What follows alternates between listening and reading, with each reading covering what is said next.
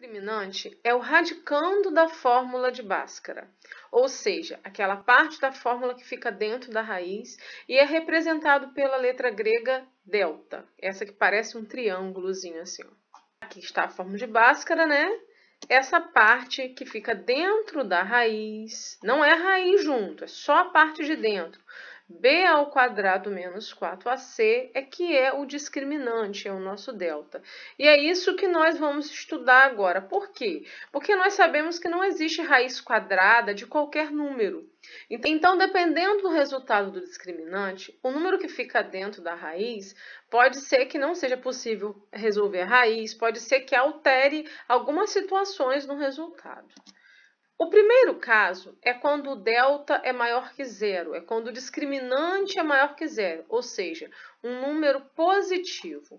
Aqui nós temos uma equação de segundo grau que nós, quando resolvemos, encontramos a raiz de 49, ou seja, o discriminante, o delta é 49, um número positivo. O que vai acontecer com essa equação?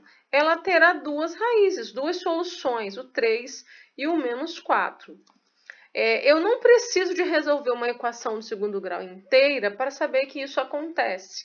Eu posso perceber aqui que toda vez que esse número for um número positivo, eu consigo terminar o cálculo e encontrar o x1 e x2. Então, basta saber se esse número é um número positivo. Se esse número for positivo, nós teremos duas soluções. Então, como eu não tenho necessidade de fazer a equação inteira, eu posso simplesmente fazer só o discriminante, resolver somente o delta, a parte de dentro da raiz, que é o b ao quadrado menos 4ac, e foi isso que a gente fez aqui do lado. Pegamos a equação, indicamos os coeficientes a, b e c e usamos apenas a parte do discriminante para resolver. Chegamos ao delta igual a 49, o discriminante deu 49, um número positivo, então nós temos duas soluções.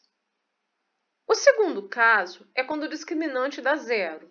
Aqui eu tenho um exemplo de uma equação de segundo grau que o discriminante dá zero. O que irá acontecer quando é raiz de zero? A raiz de zero dá zero. E quando eu somo com zero ou diminuo com zero, eu tenho o mesmo resultado. E isso acaba resultando em duas raízes iguais ou uma raiz só. Ou seja, quando delta é zero, eu tenho apenas uma solução. Mas eu não precisava de fazer a equação toda para saber disso. Eu posso, então, a partir de agora, resolver apenas o discriminante, identificar, como eu fiz aqui do lado, ó, os coeficientes a, b e c, pego a parte da fórmula de dentro da raiz, que é o discriminante, resolvo, encontrei zero. Isso significa que eu tenho uma solução apenas. O terceiro caso é quando o discriminante é negativo, quando a parte de dentro da raiz é negativa, ou seja, quando eu tenho uma raiz negativa. E raiz quadrada de número negativo não é possível resolver no conjunto dos números reais, ou seja, essa equação não tem solução. Então, bastaria eu resolver o discriminante, encontrar o número negativo para saber que essa equação não tem soluções. Então, quando a gente precisar de saber apenas quantas soluções uma equação tem, eu não tenho a necessidade de resolver a equação inteira. Eu resolvo apenas o discriminante. Se o discriminante for positivo, qualquer número positivo significa que a equação tem duas soluções. Se o discriminante der zero, significa que a equação tem uma solução só.